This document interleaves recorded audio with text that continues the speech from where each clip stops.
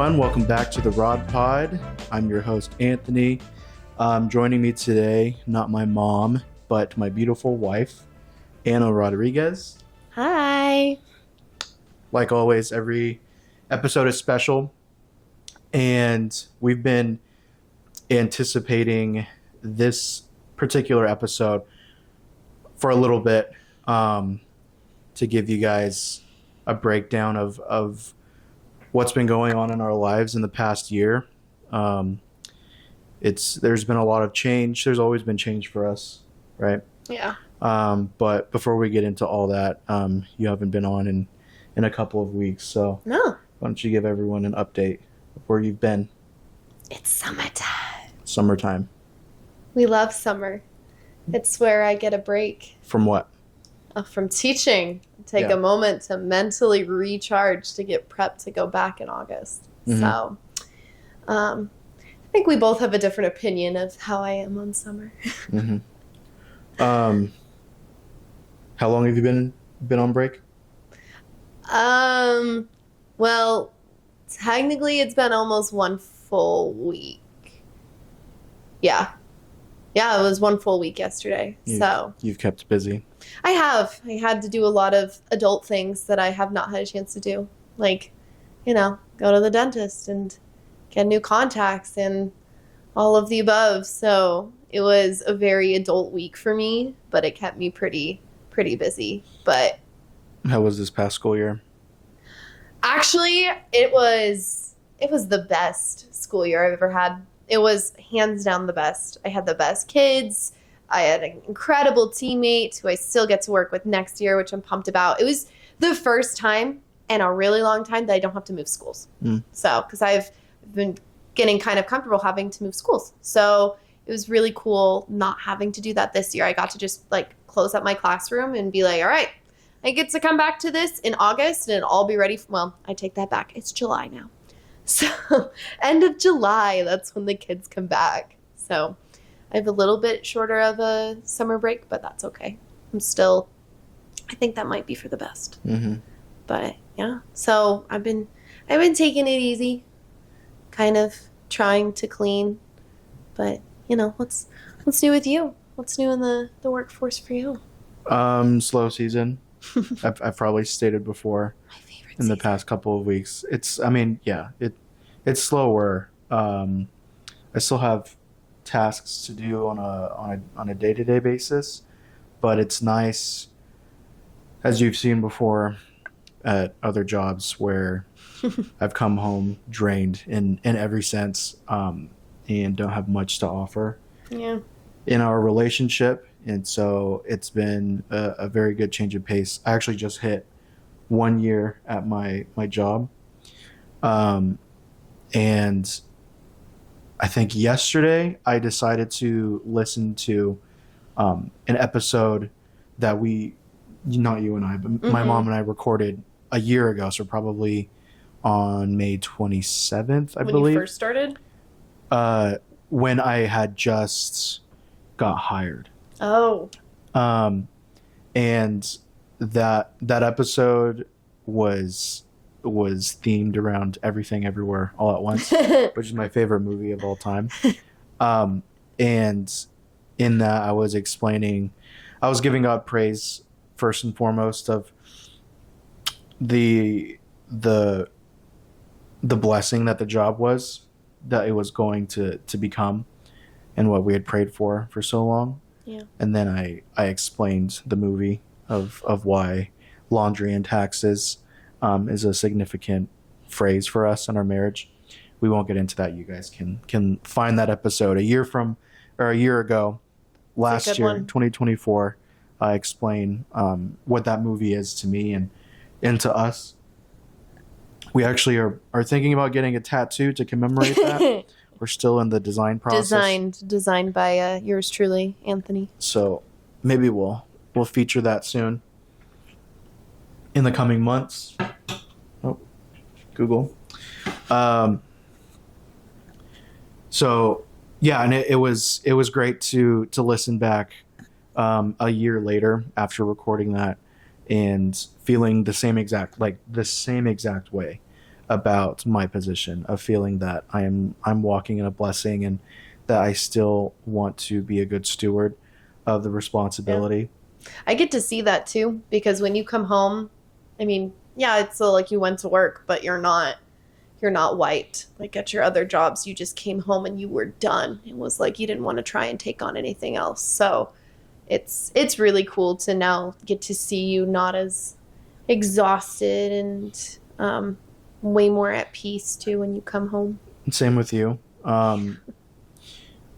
I think from what I've seen as a significant other to a teacher, stress and frustration is just going to come with the territory of teaching. Like for my other more hands-on jobs, getting like dusty was what's the term?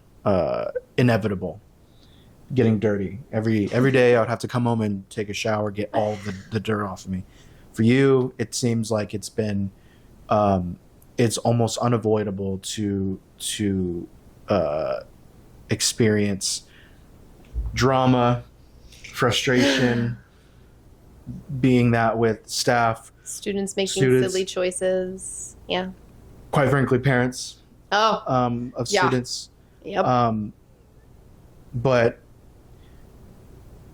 you've already experienced all that before, right? Yeah.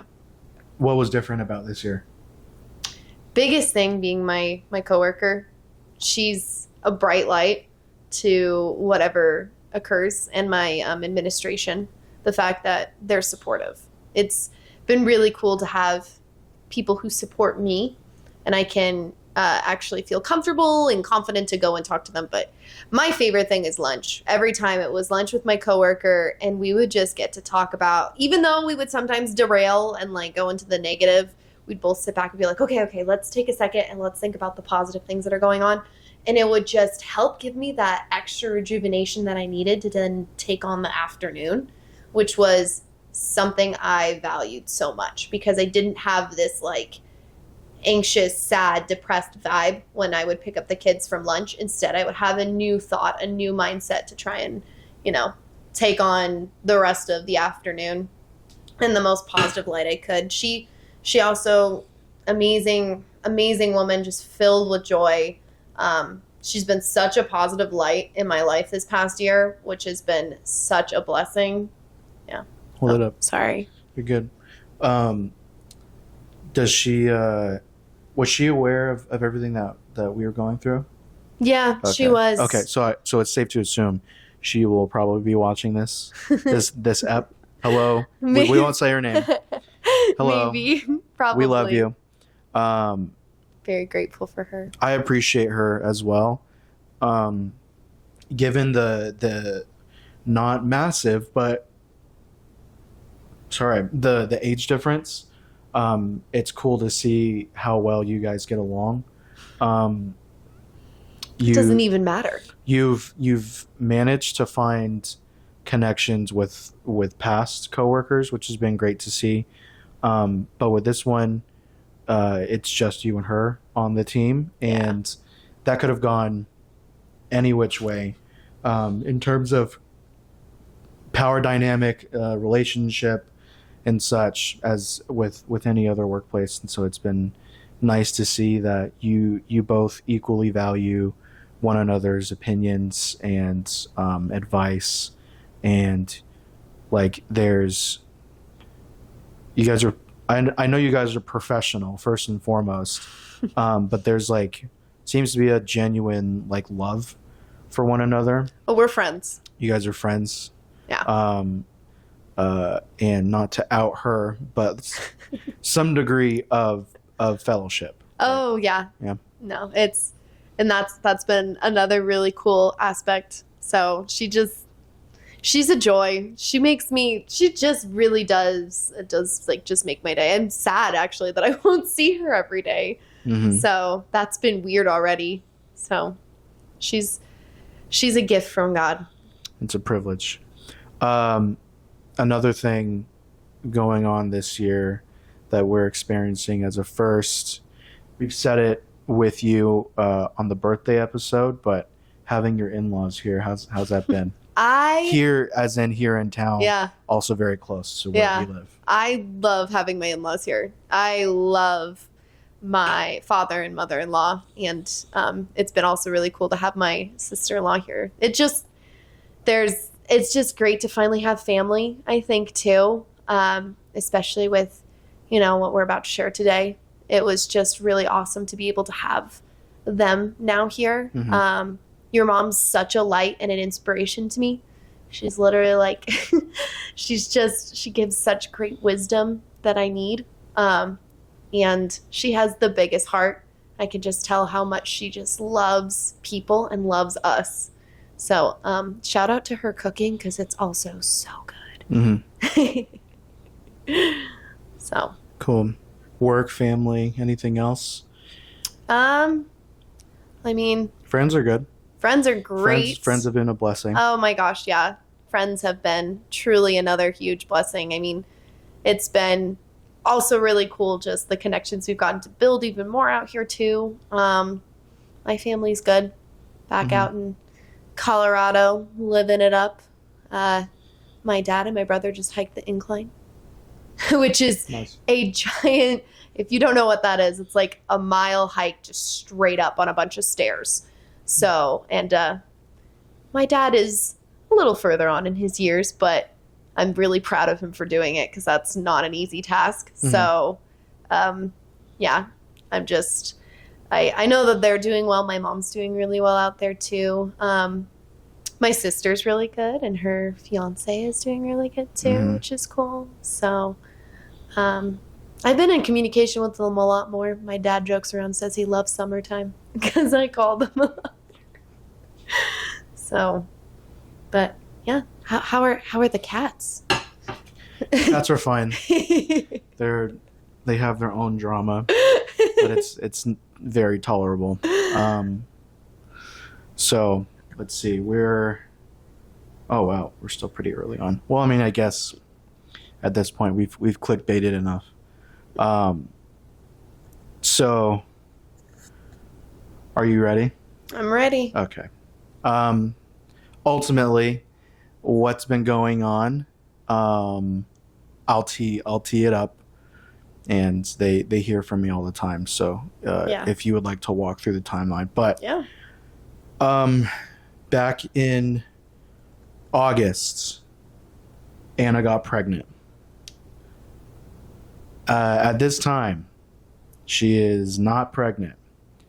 And there is a story of the 9 months in between all of that we've been dealing with behind the scenes.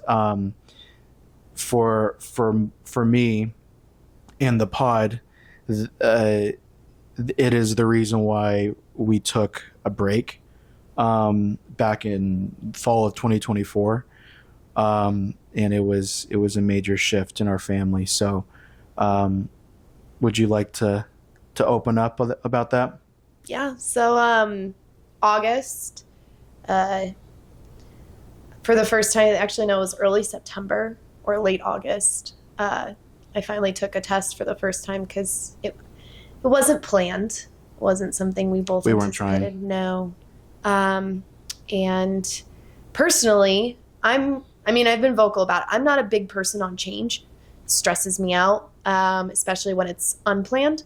So when the test was positive, I actually had just more of a panic at first, because I was like, how are we going to do this? How are we going to take care of a baby when it feels like so much just happened in our life? Yeah. I mean, the timeline, like, we had literally just moved into this home. Both just started our new jobs. Just started working, good jobs.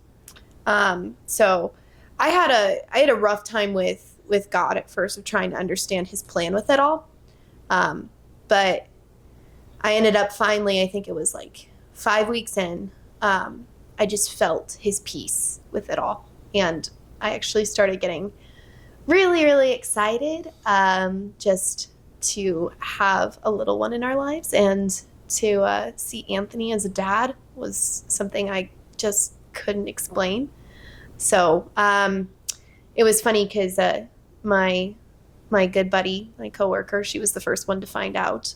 And then it was kind of crazy just going through September, both of us just trying to open up this idea of this new thing coming into our lives. And 8 weeks go by, and we go ahead and we go for a checkup at the OB.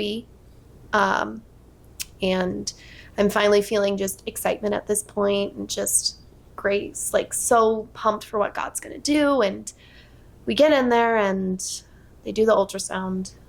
And there was nothing in my uterus, which was really hard because that was the time we were supposed to see the heartbeat and all of that. And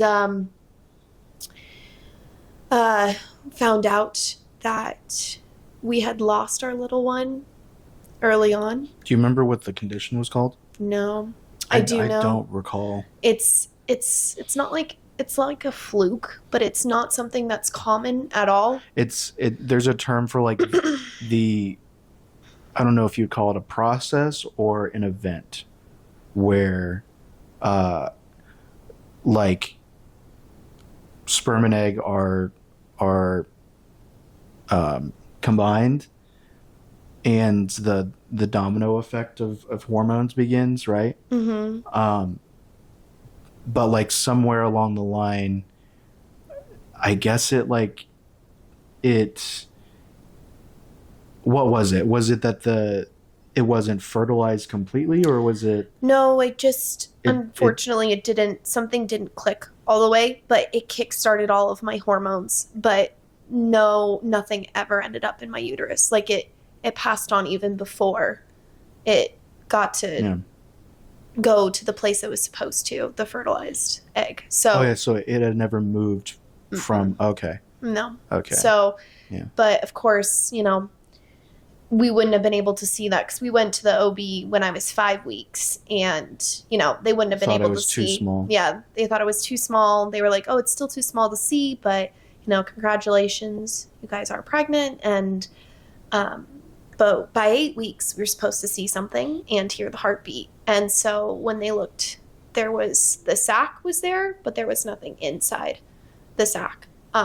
And so she told me, she was like, unfortunately it was a miscarriage. It's something that can occur, and it's not super, super common, but it does happen. And so after getting all of this joy and peace and just feeling like this was a gift from God, all of a sudden, completely different. It was, I didn't know what to think anymore. I didn't know what to feel. I remember being like, I think for a while I thought it was like, oh, this is my fault. Like I must have done something must have happened, but there's nothing. It literally is something that just occurs sometimes in some women. And it does make me sit back and realize the gift of life and creation when, a baby is born, how significant and how beautiful that is, and how much of a gift from God it is. But hard part was that my body did not know that I was no longer pregnant. Mm-hmm. So I had to take something in order to get all of that out of me to pass. Yeah. And of course we didn't get a break after that because we were visited by one of your family members, mm-hmm. and literally randomly, unplanned. She just popped in, which, it's great. We were excited, but I mean, I didn't get really a chance to process the emotions at all. Cause I mean, like I took the medication. I was up all night because it was painful, very painful. It was like going into labor to pass this, to get my hormones back to normal, because my body didn't know I wasn't pregnant. And so I had to try and reset. So not only that day did we find out we're pregnant, my whole body didn't know that. So I got to sit in those hormones and emotions still for like the next couple of days. We had to go back to the OB even after she told us, like, I think it was 2 days. I had to go back and she double checked again just to be sure. And it was because I didn't want to try and wait for my body to pass it naturally because it was already so painful. And so it was a rough few months after that, just trying to understand why. And I think, like, in this case, there really isn't a why this occurred. I mean, I had to come to terms with that, like, there is no why it happened. And why in terms of, like, spiritual purpose? Yeah. Yeah. I was going to ask something. So that's like the timeline. We would have, the due date would have been this past week. Yeah. Yeah. So the timeline's there.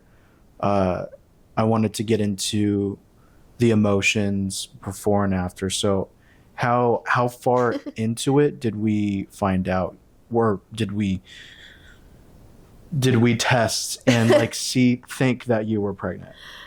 Was it 2 weeks? It was like 2 weeks, because what ended up happening was I took a test, it was positive, but I took another test and it looked negative. So I was like, how many did you take in total? It took like 4.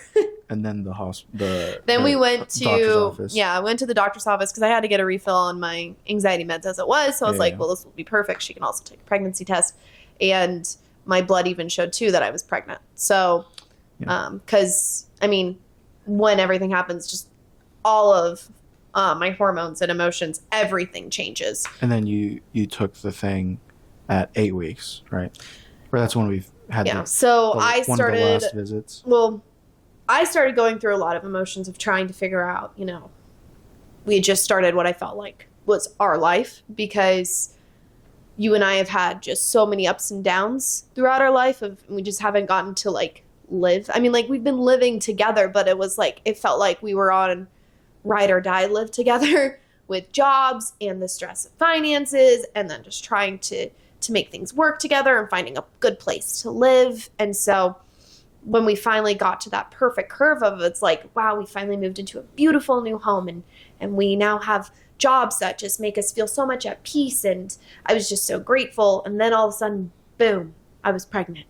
So I was like having a little bit of a, what is going to happen now? Like, a baby changes everything, and it's not in a bad way, but like I said earlier, I'm not a huge person on change, especially when it's not planned. So it was like, that's the other thing too, is like, I got on terms with being at peace and comfort of like, okay, God, this is what you're going to do. And then all of a sudden, boom, changes again. And I have to now redirect all over again of, okay, so we're not going to have a baby. So it was like 2 big changes within a month of each other. So that was probably for me the most emotionally difficult thing for me. Especially because, like, I think it not being planned and then getting on board with it. Because I was just like, all right, Lord, if this is what you want for us, then we're going to make it work. And we're going to, enjoy this blessing you've given us. So, but, yeah, I think like,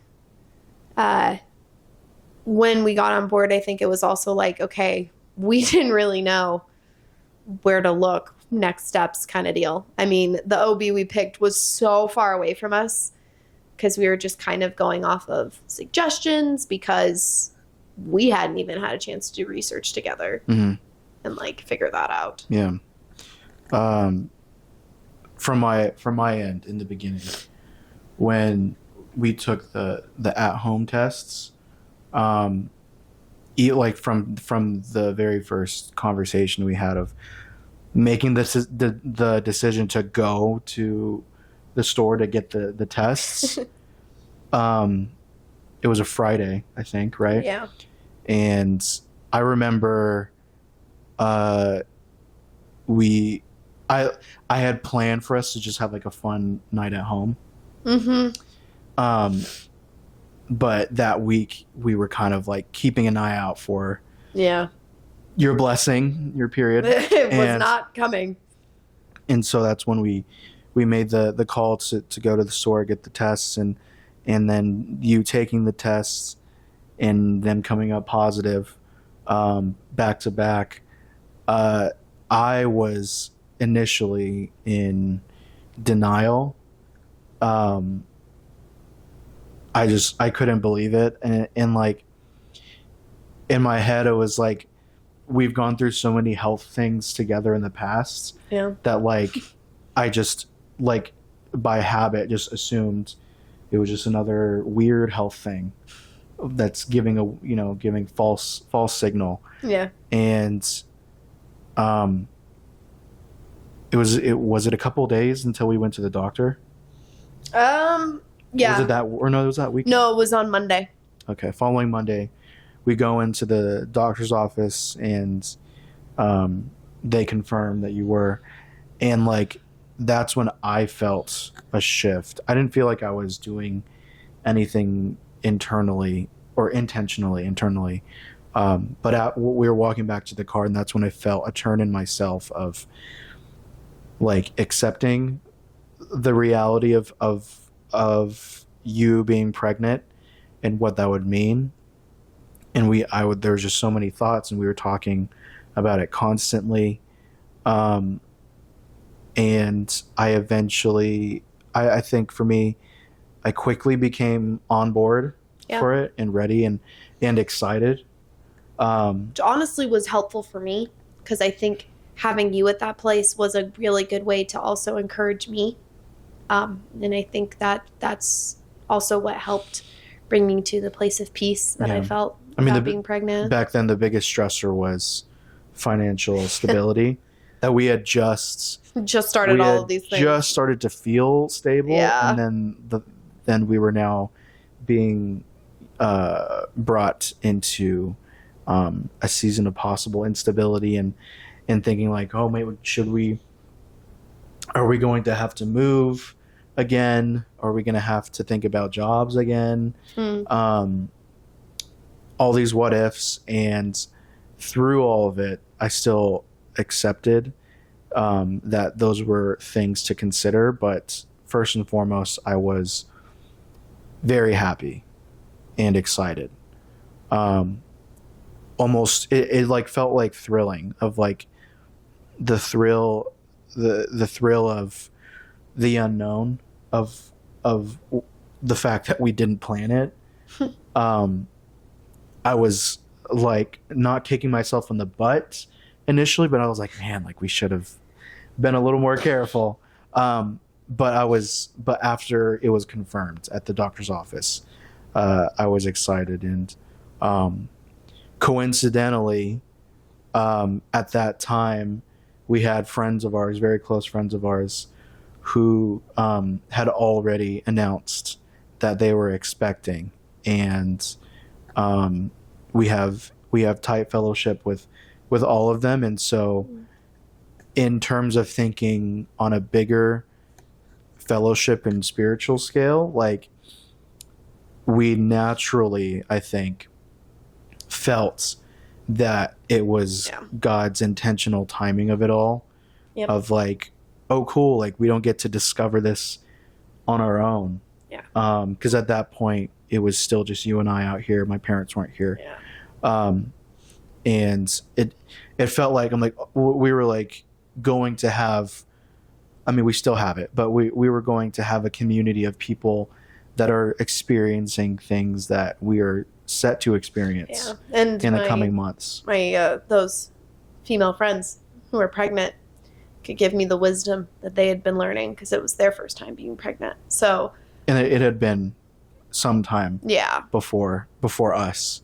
And so for the next 6 weeks, we proceeded, obviously with doctor's visits, on the proper timeline, and there was a lot of prayer, involved, I think we told people at 6. Yeah, it was probably around 6 weeks. 6 close friends. We and wanted to tell family. our close friends because, I mean, biggest thing was I wanted to feel the support. Yeah.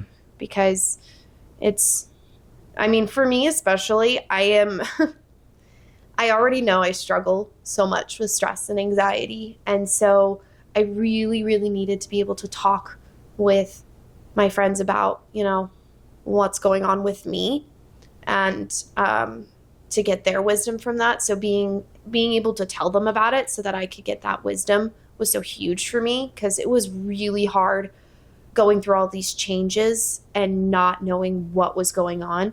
I think it was creating more anxiety for me. And then I was like, oh, I'm creating more anxiety. Well, that can't be good for the baby. So I started spiraling, which, doesn't surprise me that I would do something like that. So just being able to talk to my 2 female friends about it and just hearing their guidance and the wisdom that they had, I think was a really big reason why I wanted to tell them, because it was something I felt that I really needed and that God was gifting me in that time. And I'm still really glad we ended up telling them, because I think telling them and then going through what we did of losing the baby, they were incredibly just present for us. I have never felt more loved. They felt our grief. They showed us so much of God's love in that time. They showed up for us with food and just prayers and kindness and wishes. And it was incredible, because it was the community I prayed for in general, was just having people who had a desire and love of Christ, and they just wanted to pour on us because of how much they loved us. And I am forever grateful for these people in our lives. They just, it was like, as we were grieving through this, having them there was just something that just really helped put my heart more at just peace, of feeling God's love. Because I still was like, just trying to understand the why. And I know I'll never understand it, but it was something I was so grateful for. So we told friends, but we also told family. Yeah, first. We told family. We did. We told my parents. And it was all exciting. We were very transparent with them of our confidence about it. And it was just a major partnership all around in prayer with everyone involved, with our parents and siblings. And it's I don't have regrets about the timeline of announcing to I know that some people think it's crazy to announce so early on. Well, I understand why, because there were a couple people that I probably should have held off on, but that's okay. But I understand, Yeah. I think it depends on the people that you tell. And we learned that firsthand, the value of waiting to tell people. But when it comes to loved ones in our lives, like we wanted to bring them in on prayer. Yeah, and I'm really glad we told them. Because there was a time, there was a few weeks where it was just you and I dealing with all of this quietly, and that was fine. Like I could have done that, and so we tell family, and everyone was just excited for us. I don't remember hearing any major concerns. No, there were none. It was all just excitement. They were all so excited. From everyone we told. And I think that also probably helped make me even more excited. Yeah. And like maybe by general Christian marriage standards, people saw our timeline as like, oh yeah, they're ready. It's been 4 years. Like, it's about time. And so, like that, I was ready. I always in the years prior, we always talked about it, Yeah. and I always kind of put it on the back burner in terms of processing, because we were just so focused on survival for us two, and God has blessed us now, but I had wanted to just focus on us, on building us up and sorting through our careers, because that in itself was such a battle. that the thought of intentionally starting a family during that, and I know people do, and I commend them, but as I've said with you all the time, of like, while we have control, a say in when we start a family, I want to do that responsibly. And Yeah. the nature of it, and we discussed this like last week too, of like of trying to process it, of just with us, we were back then, just how it happened. It was all in love, and there was just the timing of things were different than what we thought, and that is okay, and it was okay that we were wrong about the timing of we don't hormones and listen to such. Anna. It's fine, and TMI, but we're careful. We're careful now. We were before. We weren't during that time. No. We're careful now. TMI. Sorry, guys. Very TMI. So my thoughts on the friendship dynamic. Yeah. During that time, it felt right. It felt like we were all moving at not the same pace per se, more of like we all just were in sync. Like, we understood each other. We had an understanding of how all of our lives were about to change. And I had many conversations with the husbands about the prospect of fatherhood approaching us, and weighing the differences between what it would mean to be to have a son or a daughter, and all of that, and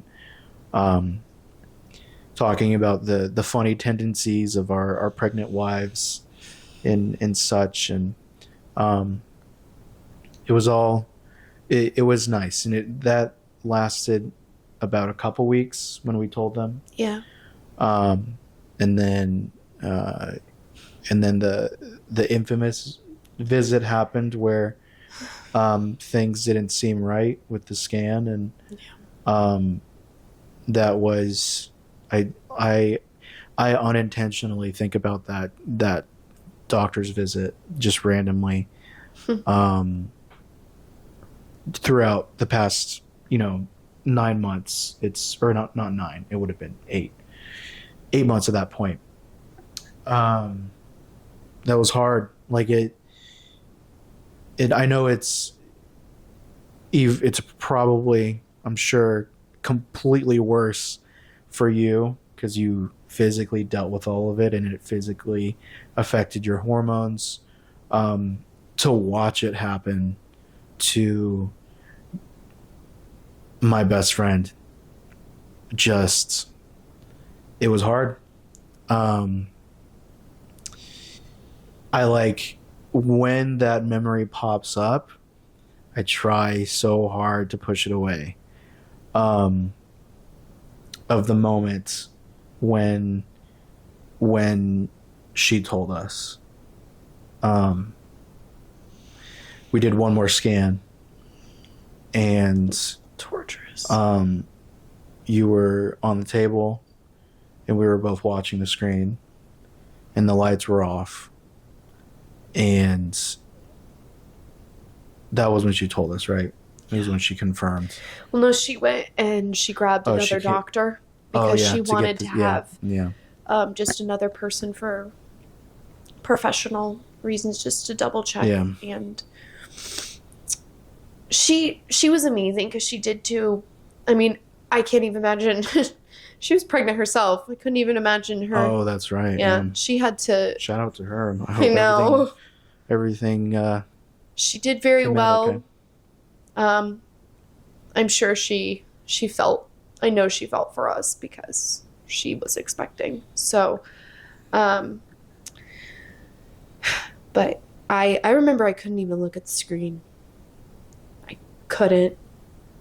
I just looked at you because I couldn't even look at it because I couldn't believe it. It felt so unreal that it was happening, that the thing I had been anticipating and I had gotten so excited about. And I think honestly the biggest thing I was excited about was seeing you as a dad, because the kind of man that you are, you're going to be an amazing dad with the constant love and care you give me, with the givingness that you give others. I mean, like, when you are with your friends and at work, and you're so giving. And I know you will be the best dad in that area of just constantly giving our kids love and support. And I think that was probably the hardest thing for me, is that you weren't gonna get to do that. And I think that was harder for me because I so badly wanted you to. I was getting ready for that anticipation of you being a dad, because I just felt that that's something that you're meant to be, is a dad. I mean, even hearing about when that one story you told me about God coming forth and giving you the name Ava, and I laugh about, like, oh, that poor woman we were friends at the time, but that poor woman who had to end up with you and name her daughter Ava. And then that's going to be me. And I have grown to love the name Ava. And I've always had a fear of us having a girl just because I've been so difficult. So I'm like, oh my gosh, I have to be a mother of a daughter. That sounds so scary. But, like, you've helped bring me so much peace about that. Because I do know we will have a girl. I know that that's what God's going to give us one day. We will have a girl. And she will have her name Ava. And she's going to be a lot, but she's going to be great. So I think that was probably the hard part, was that I know you weren't, because I was so pumped to see you as a dad.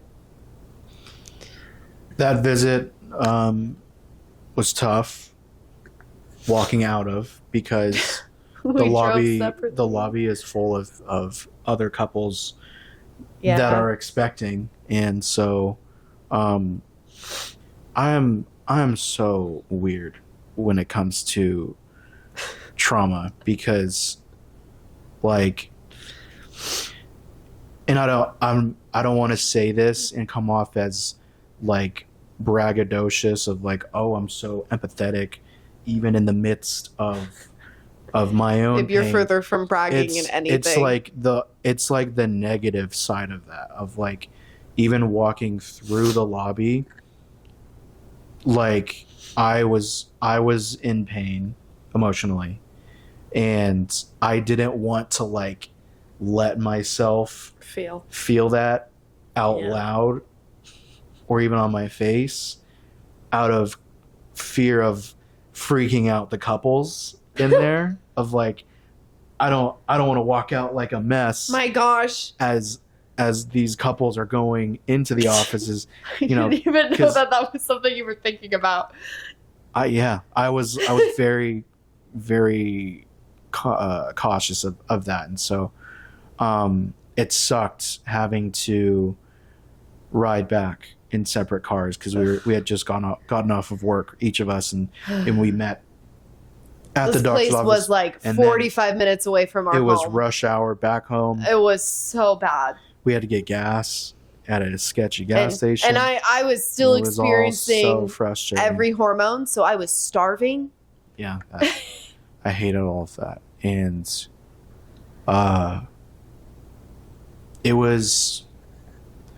it felt so. Obviously, I want to make this so clear. It was in your body, so you're the one that was like being held emotionally hostage and physically hostage. The major indicator for me was before that day. I was able to smell a difference on you, and I loved that smell. Like it literally. It's funny because my mom was pregnant when I was a kid, and I don't remember her smelling like this. And I'm sure there's like I know there's a scientific thing to it. Yeah. Definitely. I like to think that because you're my wife, that I'm able to like really know your natural smell versus your pregnant smell. And like I had noticed early on in the pregnancy, in like the first few weeks, that you smelled pregnant, and like it's what newborns smell like. And it's crazy because I thought that's just that particular scent is what newborns out of the womb smell like. But I now know, maybe it's just me, that the newborn smell is what the mother smells like for the duration of the pregnancy, and it lingers on them. And I loved it. It was I'm curious to know the science of it, of what that is supposed to do to the partner, the partner of the child. And because it just felt like a weird, like hormonal or pheromone almost of, I just felt closer to you through that smell. And like I would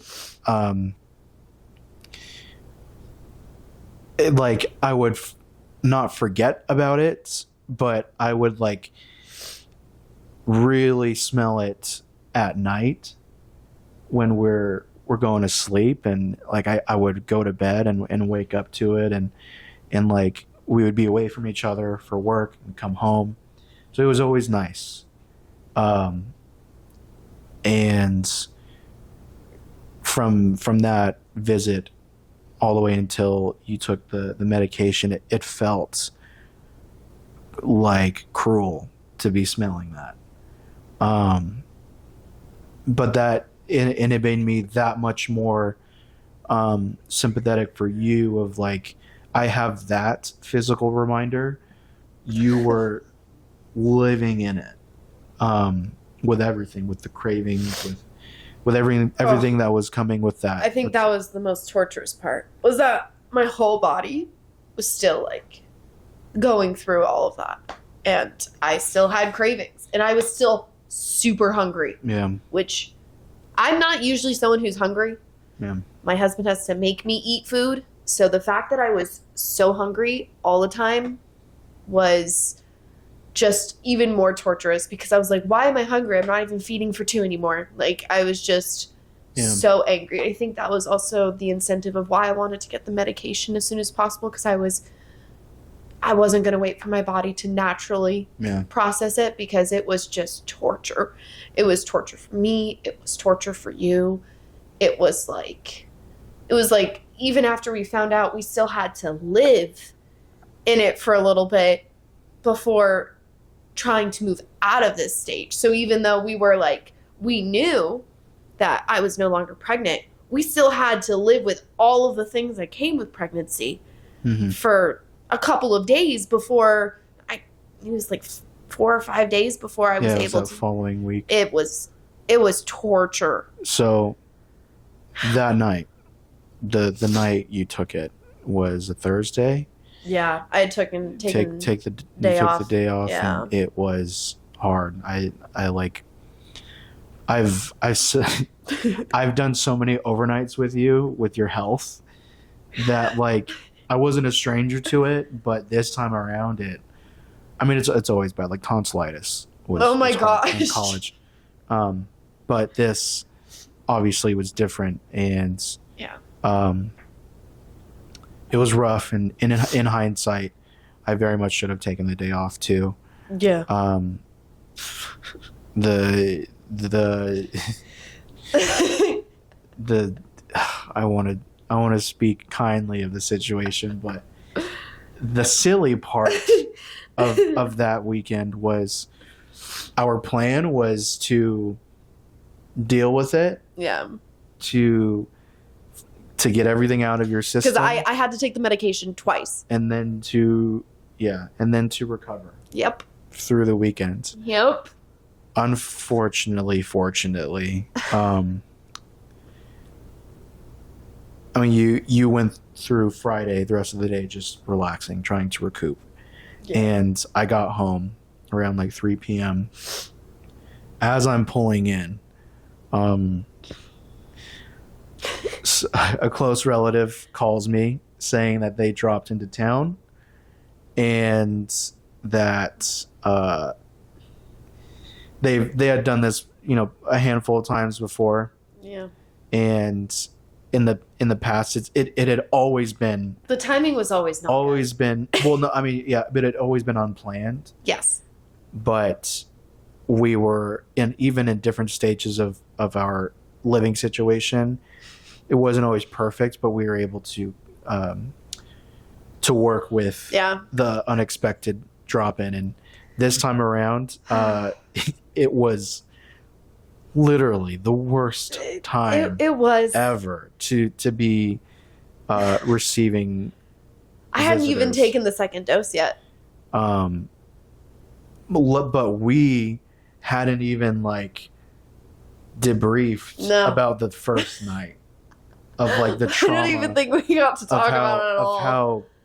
Of how traumatic it was. Oh my gosh. We didn't even get to like talk about it. No.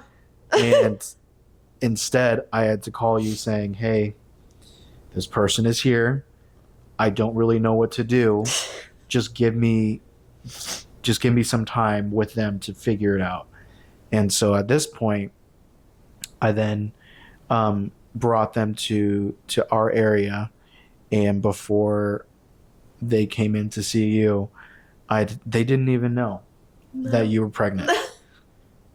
They didn't even know. And so I had to like drop this bomb on them of like, you were pregnant, you weren't anymore, but we had to get everything out of your system, and you had just literally taken medication that was very painful, and that you would be needing to do it again that weekend. Thankfully, the second time around, because I had already gotten it all out of my system the first time, it wasn't painful, so I was okay. But like, I was having to deal with all the after effects of that.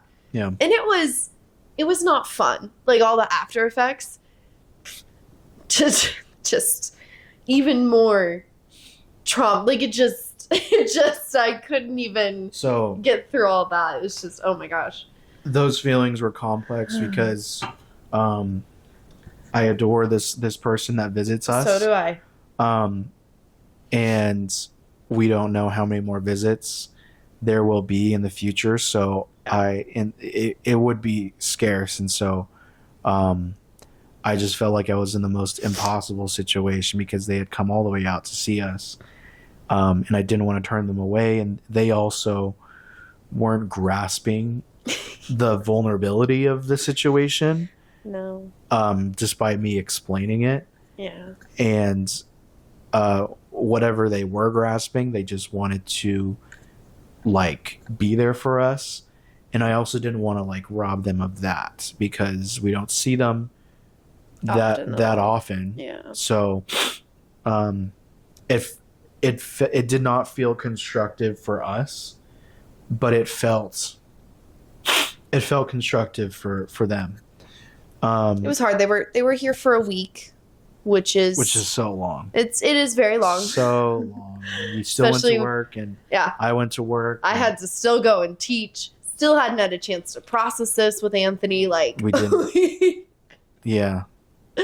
Like Was this October or September? October. Oh my gosh. October was the worst Yeah. month. Yeah. Literally the worst Which month. is funny because it kind of notoriously every year is like the hardest month It is. for different reasons. It's always been a difficult month for us. I don't know why things boil down. And like we've tried to like do our part to set up October as an unstressful month. It's true. And it just for some reason things evaporate that month. It's so interesting. So the week after that is when we finally got to start healing. Like just you and I, we had the time to heal. Not much time though, because then we had to get ready for Thanksgiving, and it just felt like life started just. I mean, I think one of the harder parts, and I love my friends so much, but they had their baby showers Oh yeah, around the same early time. November and December. And talking about what I said earlier about like trying not to freak out the couples in the office after we had the bad news. Yeah. Like it felt like a catch-22 of these friends are so kind and loving and like wanted to provide any comfort that they could. Yeah. And like I wanted to like work with them in that, but I also didn't want to like freak them out. And I'm sure maybe we did, maybe we didn't. I was afraid of freaking them out. Really?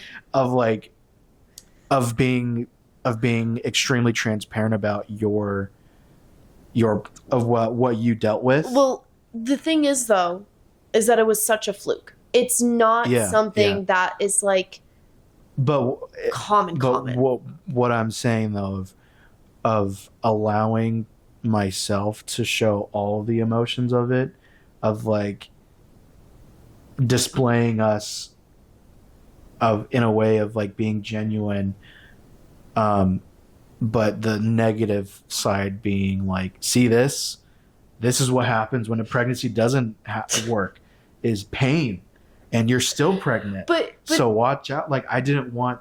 I was so scared of that. Of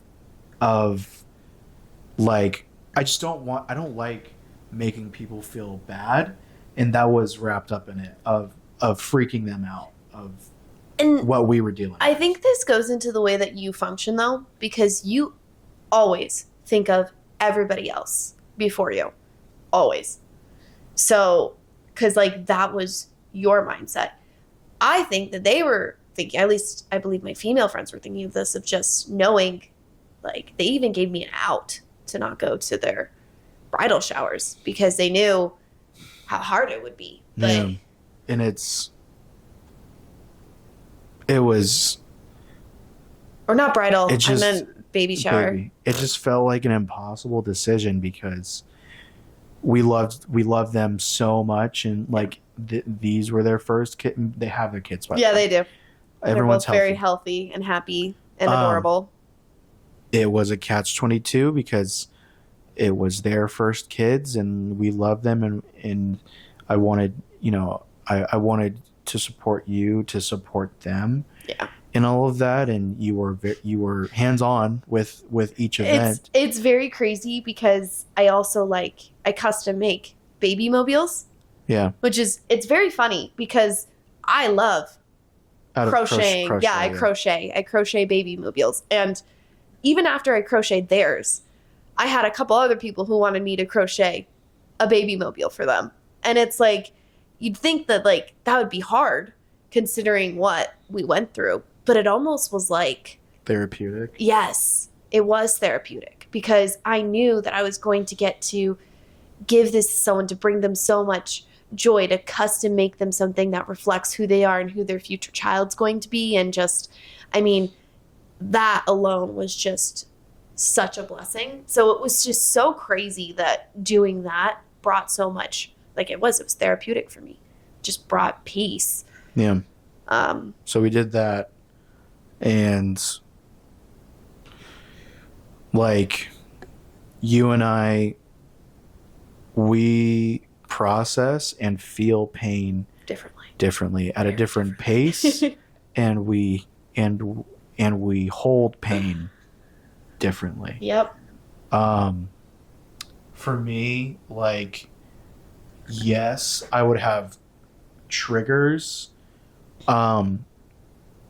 There's so many, like, it was so, like, obviously our friends, like, them still being pregnant and the showers and stuff, those were very large indicators. But, like, we then, like, found that the whole outside world Oh my gosh. were triggers. Well, I didn't We're full of it. realize how many kids were in the, and it's funny because That's when we notice. I'm a like, school teacher. there's children, newborns, Newborns everywhere. everywhere.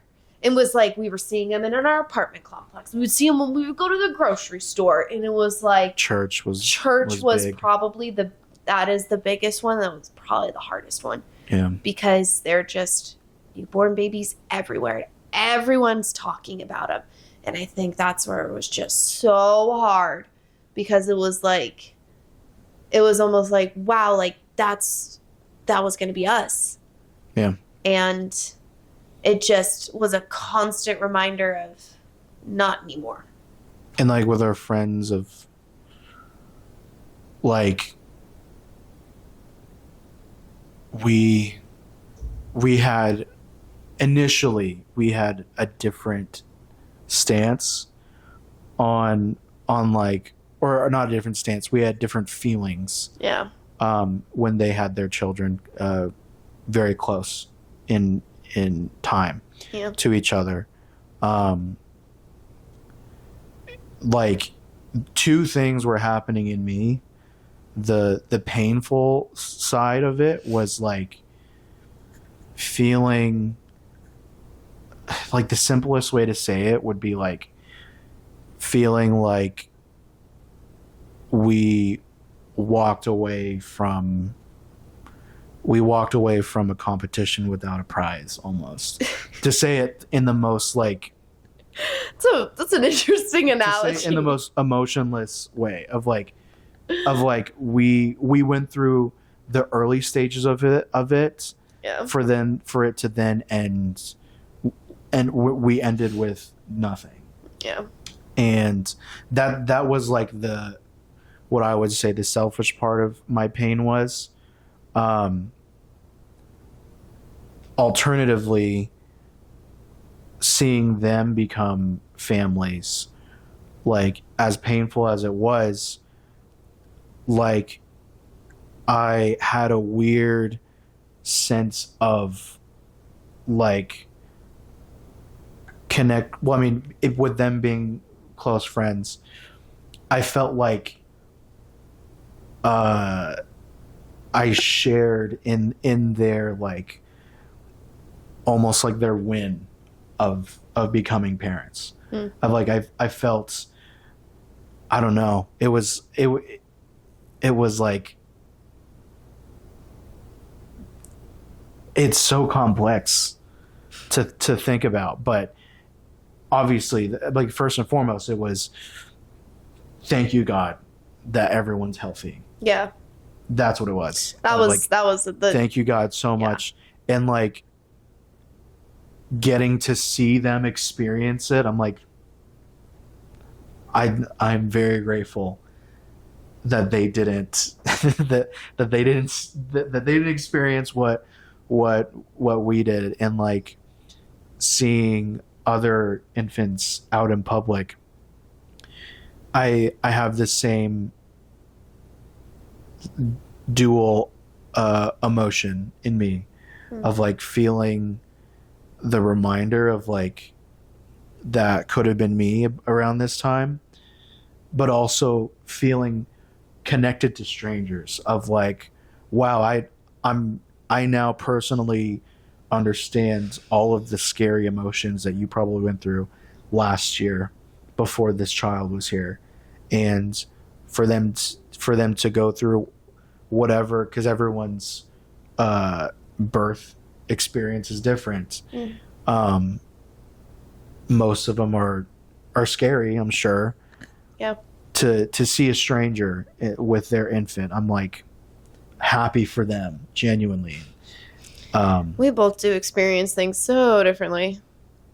Okay, so how has it been for you? It's hard because it's more of a, like, and this is something I'm working on personally, is like, you have empathy, deep empathy for people. You feel for them. So do you, though. I don't think I have it as But much. you and your dad, like, no, lay claim to actually, like, you guys actually, being my feelers. dad and I. Well, I'm a feeler, but that doesn't mean I have empathy. Like, my dad has a hard time watching a show where someone embarrasses themselves. But that's what I'm saying. To me, that's empathy. Yeah, and I don't have that. Oh. I thought you shared that. Nope. I genuinely thought I did too, but I'm realizing, like, I can feel for people, but I don't feel what they feel per se. I think there are still some, like, especially with this, I think it was like, oh, that's amazing that their child is healthy. And then my brain would go immediately to, well, why couldn't my child have been healthy? Why couldn't I have stayed healthy? What made me different from them? And that's the part where I was like, that's not empathy. That's just me then turning into, I mean, it does feel selfish, because then I turn back into thinking about our situation. And it's taken me a while to kind of work through that effect of, like, you know, comparing myself to others. And it's been a trip, because while we've both been, I feel, equally grieving, like, I don't view it as who's right or wrong, but, like, obviously we're working through it together. Yeah. But in terms of, like, encouragement, like, there's been a good give and take, but, like, we just have different approaches to it. Yeah. Because the event was the same for us, obviously. Actually, it wasn't. You physically went through it. I witnessed it. So inherently, our experience is going to be different. But in terms of, like, it was going to be our child, and so therefore we share that grief together. Despite that, like, we just felt it at different times. Yeah. I feel like after the initial doctor's visit and the medication, there weren't many instances after that where we both were like, where we would both get, like, set off by something. Yeah, I was gonna say that. That almost never happened. No, it was crazy. It would be like, there'd be sometimes you'd feel something and I was okay, and then it'd be opposite. I'd feel something and you weren't. And it's honestly been like that, though, throughout our marriage, where, like, one of us is going through something and the other person is okay, so they're able to be present for them. And I almost am grateful every time that happens, like, grateful to the Lord, because then we're able to be there for each other through the strength of Christ to support while we go through whatever we're going through. So I was super grateful for that, because when I was experiencing it, it was hard, because I was, like, trying to figure out what's going to take the pain away. And it just was like, there's nothing. I mean, this is the first time I've experienced a really big loss. Personally, I haven't had a whole lot of loss in my life. And so this was a really big one for me. And, like, having you there, and you've always been someone who's so stable, and that's been a huge gift. But just having you there when I was struggling was something I really needed. And I almost look at it as like grateful to God every time that it was us back in, like, different times of feeling the way that we were. With what we know about like the cause of it, of everything, do you feel that the pain, like back then, I think is different for us than now? Mm-hmm. The pain now, do you feel like it's for the loss of a child or for loss of an identity that we were going to have? I don't think it's necessarily the identity. I think for me it is still the loss of the child, because I think about all the things, like, you know, it was crazy even before I came in here, thinking about having our little one just sitting right over there, probably sleeping and then crying. But like that alone, just like, I still picture our kid. Just when I think about it, I do. I picture our little one. I don't picture being a mom. I picture, you know, them crawling around for the first time, or laughing for the first time, or looking at you for the first time. So I think for me, it's not the identity. It's actually the loss of the kid, of our kid. So,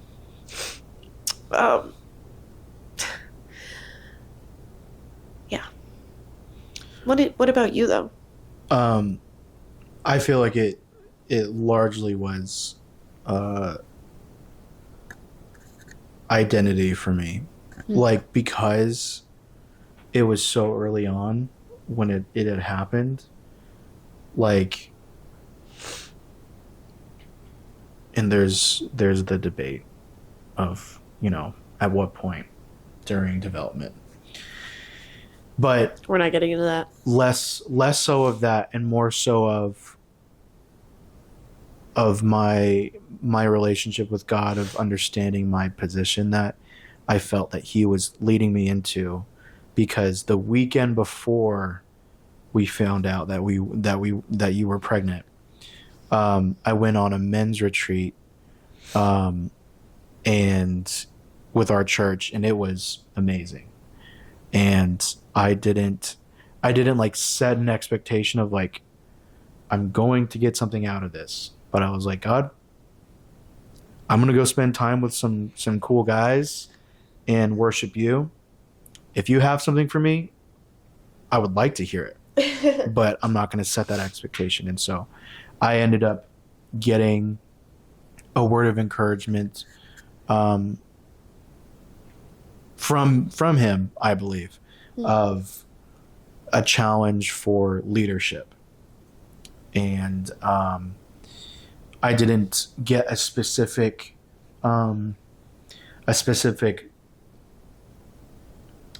detail of what that would be, of what kind of leadership.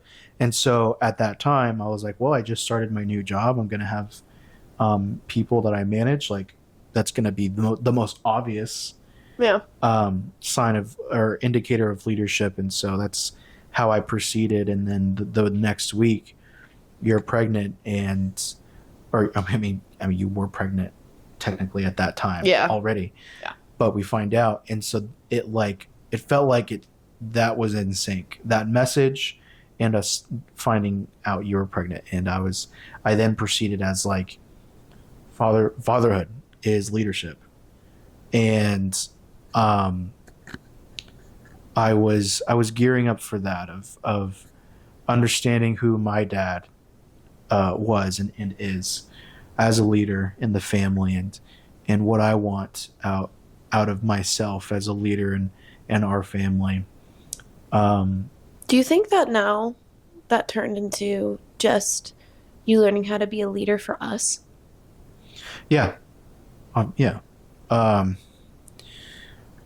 do think about that too, of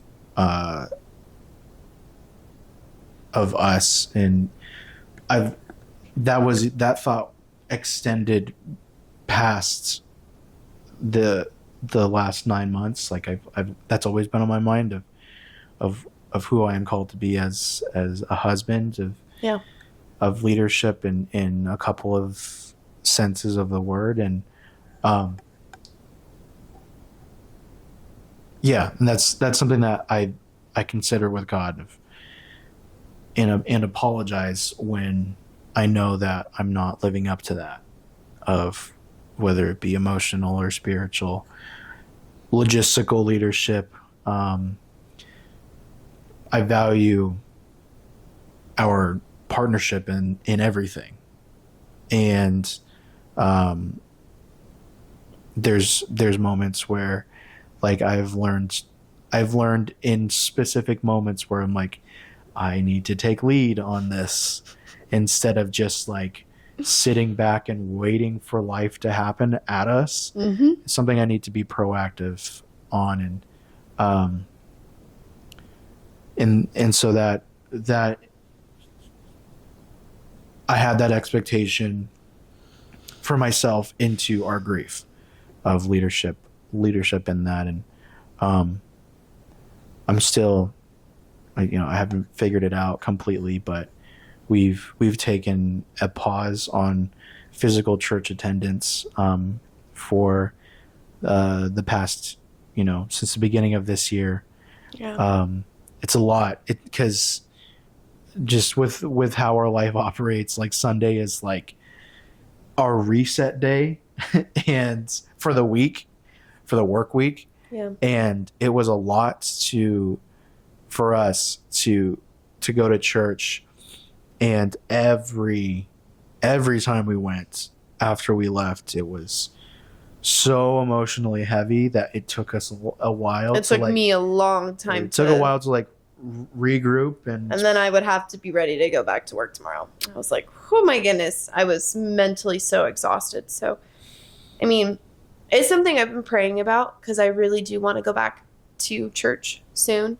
I mean, I've been trying to give some understanding of, I think for a while I beat myself up about that, about, attending online versus attending in person. And I have to remember we do have a community that, like... And it's been huge. Yeah. It's been, like...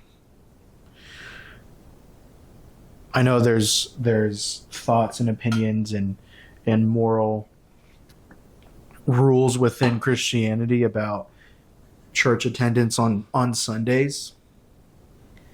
And having a message communicated to us through a pastor, that's important, and that's something that we absolutely need back in our lives soon. We have been doing online church every Sunday, and that's been good, but there is a physical disconnect, obviously. However, we never stopped going to group. No, we didn't. You guys have heard me talk about it so many times. I just have to sing God's praises, because I know and there's kind of a revolving door of people there. But there's been many consistent attendees, and well, sorry, to just shout out to our main group leaders, though. They've been with us since we've been married. Yeah. I think they would say we've been with them. Because they have been a huge light in our life. Them especially. Yeah. They've been so gracious to us in what we've been dealing with, along with everyone else there, and dealing with the complex emotions of sadness within ourselves, but extreme happiness for our friends with their new families.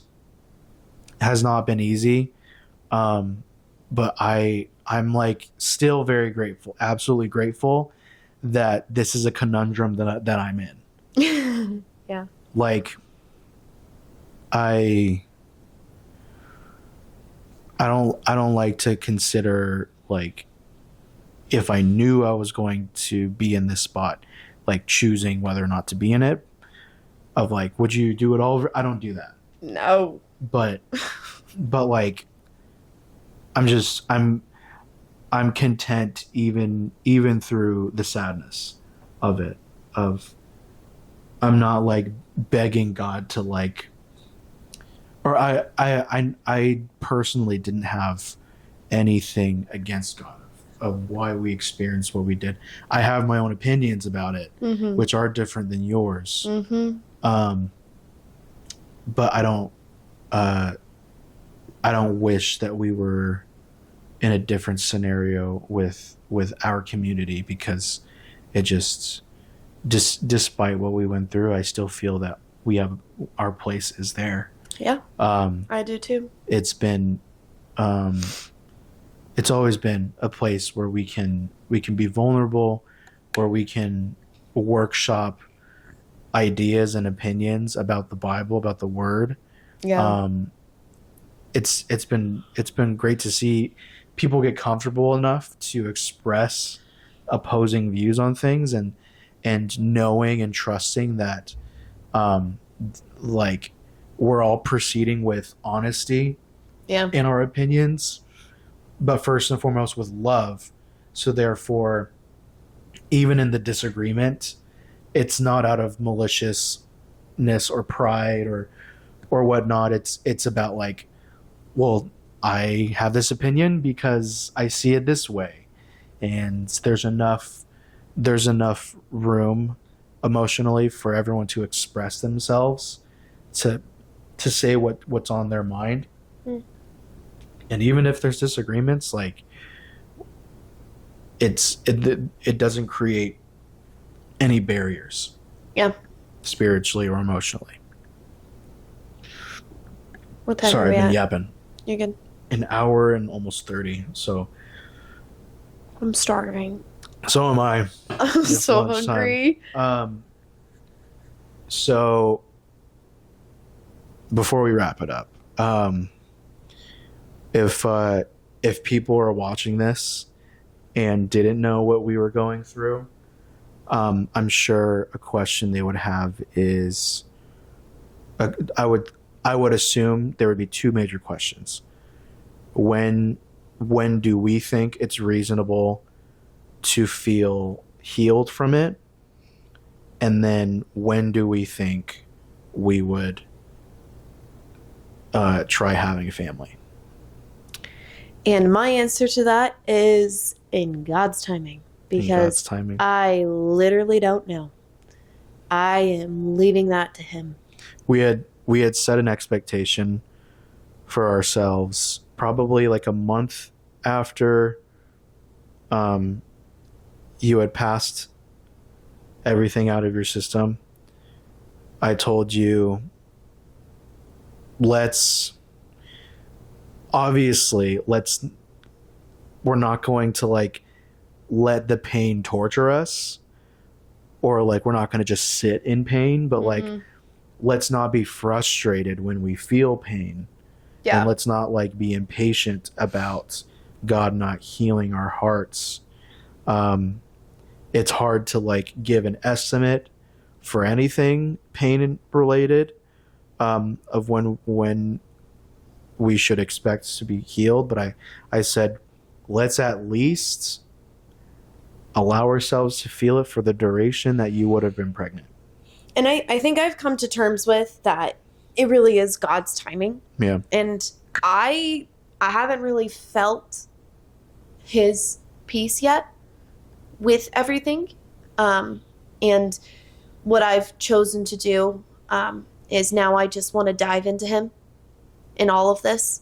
I think like school was a big distraction for me at the time too, where I didn't really have to, school takes up a lot of my mindset.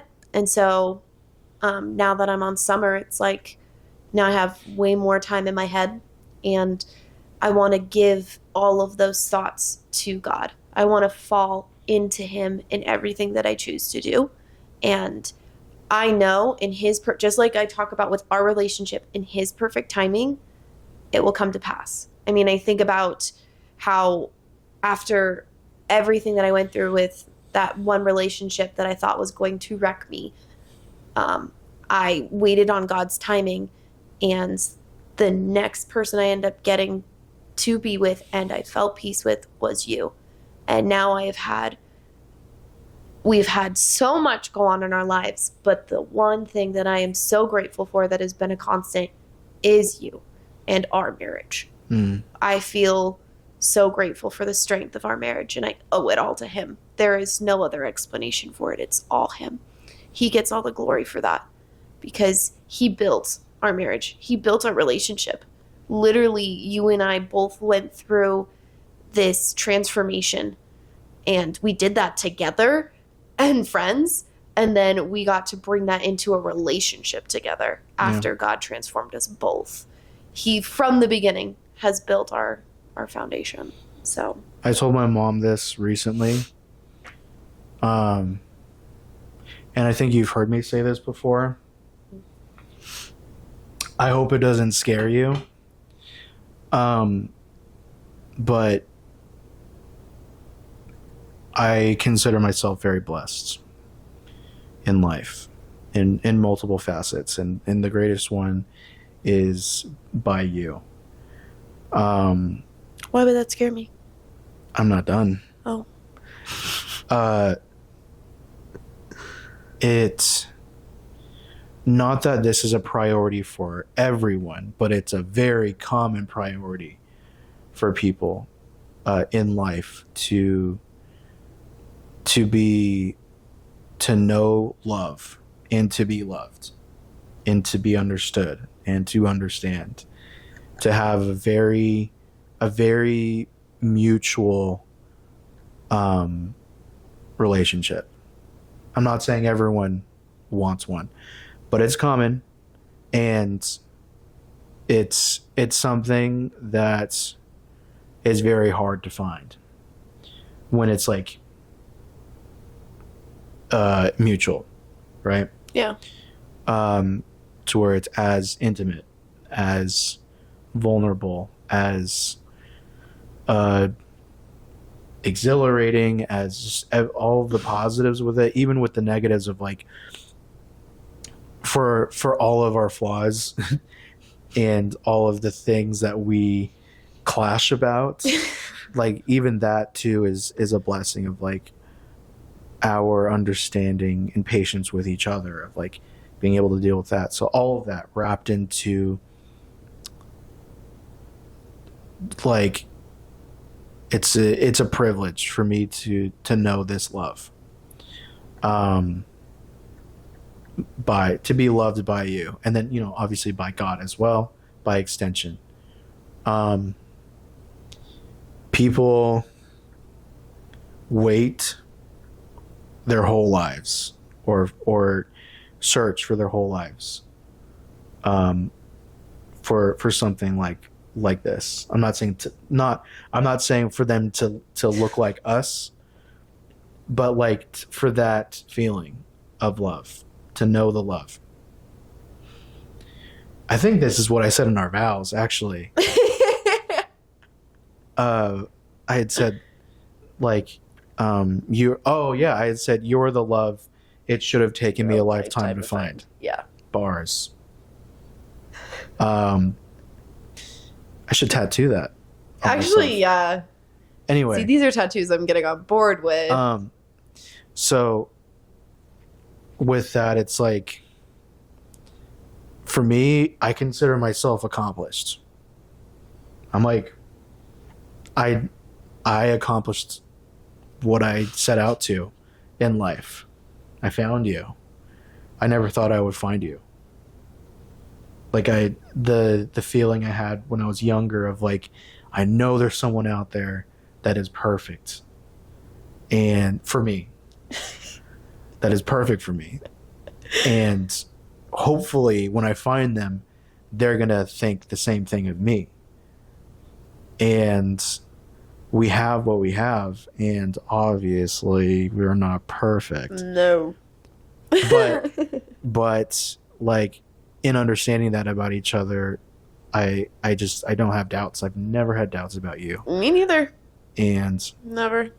or about our future. No. And so by all of that, I told my mom, I'm like, if I knew today was my last day, like I would be worried for you. That's fair. But in myself, I wouldn't be mad if I had to die today. It has been such I got to experience you, to experience your love, and I quite frankly don't need anything else. And so having a family, you know, I can't say that I don't need it, because how am I supposed to know that? Because I haven't experienced it, having children with you yet. The prospect of that still is so exciting. I don't feel like I got robbed though of that experience in this past year. And we just spent an hour talking about it. So it's just, I have you, and that is more than enough for me. And my life is still so fulfilled. And even before we had the home that we wanted and the jobs that we wanted, like, and through us each having our own bouts of sickness and all of that, like, the one thing that I didn't have to worry about was us. Same. I worried about you with health and such. I worry about me and my health too. And vice versa. Oh my gosh, yeah. But like, if I had to go tomorrow, like, I would want you to tell everyone that I did everything that I wanted in life. I'm in the same boat as you. I mean, and we're we're still so young. We're still very, very young. I just turned 28. And no, you turned 27, sweetie. What the heck? You're like, I feel 28. I don't feel old.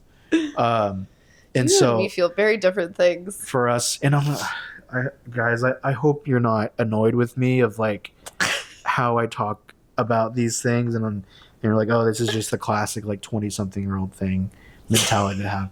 I think I have a positive view on life still, through all of our pain and all of Why do you that. think people just think that when you I'm talk, you're insecure, annoying? dude. You don't need to be. I know. You don't need to be. I know.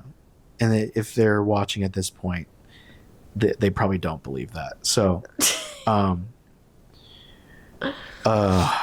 I've never cried on pod before. That's I have that power. Yeah. I have that power in Feast your eyes, guys. This is not happening. It's not happening again. So,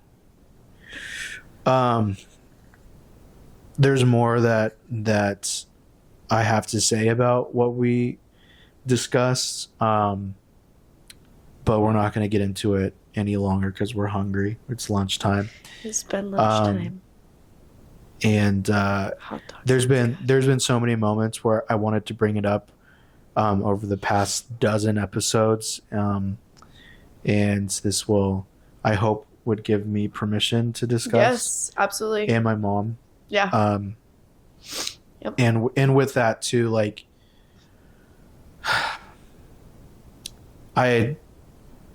through all this experience, the first type of person that I have the most empathy for now is people that have gone through what we've gone through, because I've tried to work through the thoughts of it, of like,